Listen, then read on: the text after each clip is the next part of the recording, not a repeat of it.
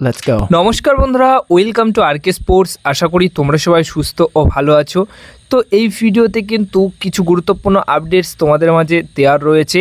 প্রথমত যে খবরটা শেয়ার করব সেটা হচ্ছে আজকে মধ্যরাত্রে মোহনবাগানের স্ট্রাইকার জেসন কামিন্স কিন্তু কলকাতা বিমানবন্দর থেকে কলকাতায় পা রাখতে চলেছে। মানে আজকে মধ্যরাত্রিতে পা রাখবেন জেসন কামিন্স।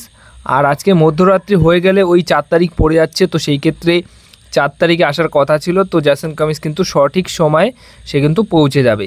এরপরে একটা বড়সড় আপডেট পাওয়া গেছে। হ্যাঁ বন্ধুরা, ডিমিট্রি পেট্রাসের 5 তারিখে আসার কথা ছিল, কিন্তু ডিমিট্রি পেট্রাস 5 তারিখে আসবে না, সে কিন্তু সবার শেষে আসবে।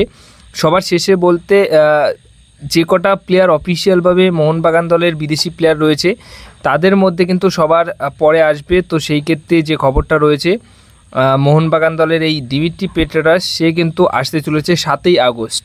5ই আগস্টে আসার কথা ছিল, কিন্তু সেইটা পরিবর্তন হয়ে 7ই আগস্ট সে কিন্তু চলে আসবে। এর পাশাপাশি যে আপডেটটা শেয়ার করব, রবসন রবিনহোকে নিয়ে কিন্তু বড় সড়ো খবর এই মুহূর্তে চলে আসলো। রবসন রবিনহো সেও কিন্তু চলে আসবে 9 তারিখ কিংবা 10 তারিখ।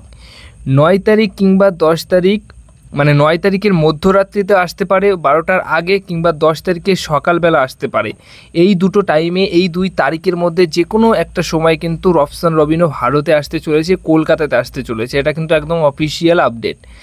এর পাশাপাশি যে আপডেটটা শেয়ার করব সেটা হচ্ছে মোহনবাগান দল বিএসএফের এগেনস্টে যে ম্যাচটা হতে চলেছে, সেই বিএসএফ ম্যাচের আগে কিন্তু মোহনবাগান দল তাদের 2 বিদেশি প্লেয়ার টম অ্যালডারড এবং অ্যালবার্তো রদ্রিগেজ, এই দুজন প্লেয়ারকে কিন্তু রেজিস্টার করিয়ে নিল ডুরান্ড কাপে। মানে এই 2 প্লেয়ার কিন্তু অবশ্যই ম্যাচে অ্যাভেলেবেল থাকবে।